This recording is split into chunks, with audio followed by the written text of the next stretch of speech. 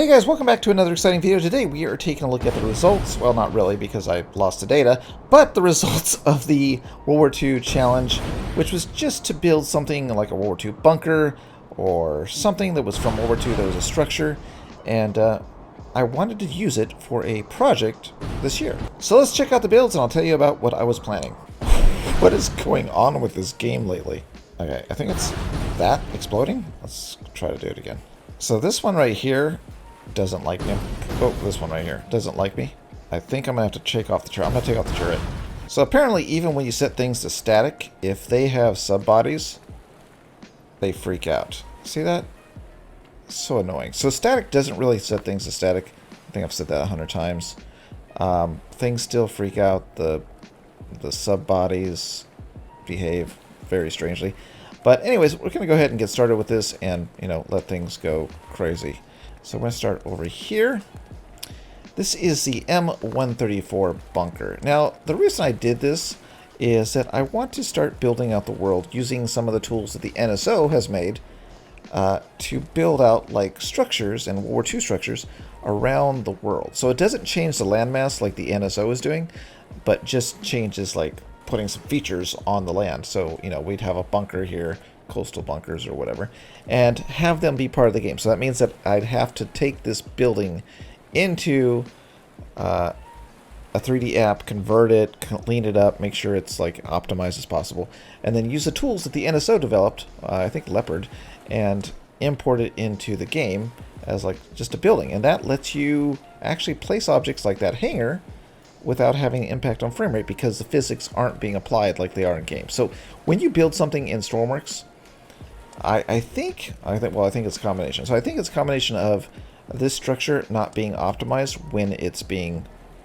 created in the world, because it's still, there's a bunch of voxels, I think, and it breaks it down into multiple polygon faces. Instead of making that one wall, it makes it into a lot of different little faces, which isn't really needed because it's literally a flat wall. But Stormworks doesn't know how to do anything better, so it does that. And I think, based on how that behavior is of that gun, there's still physics being applied to these buildings in some way. So I don't know exactly what goes on, but I know that this building as a native 3D object like that hangar over there is going to behave much better on the frame rate compared to what it's doing now with these buildings. But I don't know.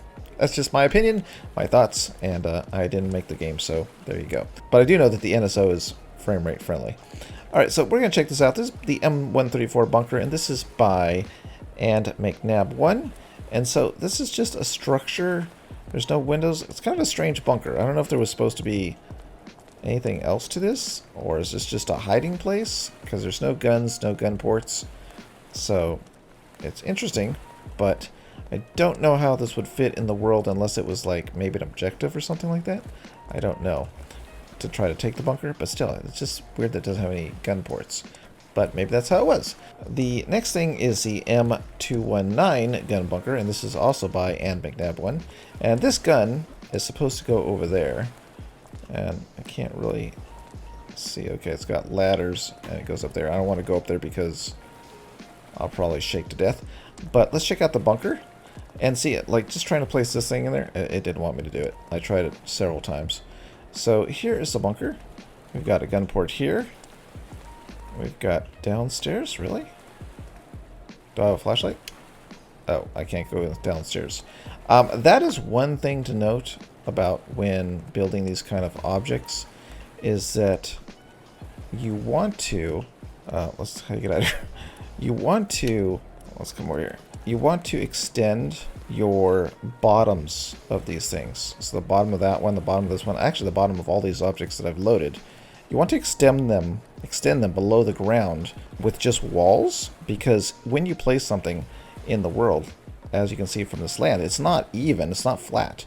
So you may want to dig it in deeper on certain sides, and it'll be shallow on other sides, and you want to keep the, the structure above the ground. So you want that wall to extend down at the ground. So that's kind of something that has to be done with like all these objects. Next up we have Kermit's NSO World War II bunker, and this is just a simple gun bunker. Again, you can see that I had to kind of push it in the ground. And so what you would want to do is extend this wall and all the walls down a lot farther than where you would think they would sit in the ground. So very cool. This is a good structure for, like, you know, if you look from back here on the beach, you know, these look good. So I don't know where we would place them. I haven't figured that part out yet. But yeah, very cool. That was by Kermit. Next up, we have the 4-man World War II tent, and this is by Ludwig, 3999. And we've got just a simple little bunker, a little stove. There are no lights because if you convert this object, they don't convert over. So these are very simple objects. So very cool. Little tent. So imagine that if this was a 3D object, and we want to extend these walls and these pipes farther than we think they would go, just for the sake of, you know, putting them in the ground.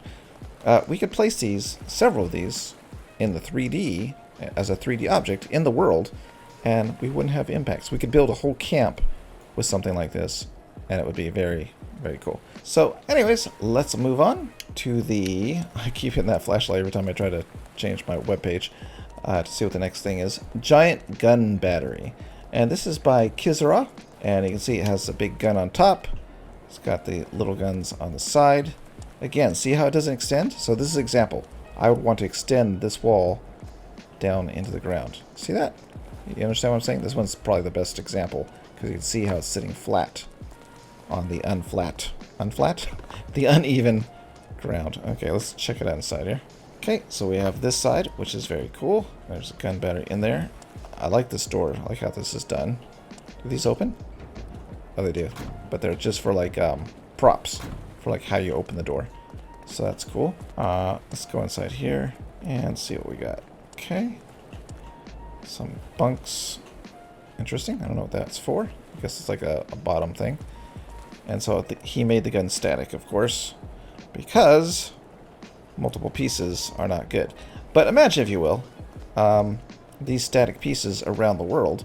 Even though we're not firing, we can fight around them. Okay, so we do battle damage on this thing, right? And then you have, like, your event where you're coming in and this thing doesn't work because it's battle damage, but then you do spawn one that works in the world and you crew that one, you know, off the side of this one. You know, you are able to build out the world so it looks bigger than it actually is with the NSO mods, if you know what I mean. So you're, you know, placing several of these around. They don't have an impact on frame rate, brings out the world, brings out the character, brings out the environment, and then you have your actual working vehicles that, you know, kind of lag the frame rate, but you're able to play. Next up, we have the bunker for Endo's Bunker Challenge thing. Nice name. And this is by Just a Random Strider. And he's gone with a desert look to it, which is kind of neat. Guess these are supposed to be like sandbags. And again, they don't extend to the bottom, so we're not able to do that. We have the gun emplacement here. And again, is this static? Oh, it actually moved. This is not static. Is it static? Oh, that's nice. I like the wheel work. Maybe it's not static. Can we get inside? It's actually got some stuff in here. Ooh, I don't know. Maybe there's two parts in here. There is some collisions going on somewhere. So in order for me to make this part of the world, yeah, it would have to be static, of course. One piece. But what we could do is, like, if we build these structures and then the gun is separate and then we go and place the gun in the world, I don't know about that one, but place the gun in the world, we could have functional guns inside static environments, I guess. Don't know if it would work. I mean, that one is showing me that things are a problem when they're set to static, so maybe static is a problem. It'd have to actually, like, spawn and, like, fall in there with, like, weights on it or something. I don't know, something to check out and play with. Alright, next up is this beautiful World War II style aircraft hangar, and this is by Dinkle Donkler. And as you can see, he's built a hangar that's kind of like almost an all wooden structure, very modest, and it's supposed to be a World War II hangar. So very nice. So we could set this in the world somewhere and have a nice airplane hangar. And you know, you would actually make your airfield and try to bomb it, I guess. That'd be terrible, but yeah, that's what you would do. So very cool. All right, next up we have the Coastal Fortress, and this is by a certain Eevee. And This has like a nice looking gun in the front. It's got the two-tone paint, and I like the damage on the cement structure. That's kind of an actually good technique. It looks like what you would see in the old pictures where the cement was damaged and there's chunks missing. Very cool. I like that.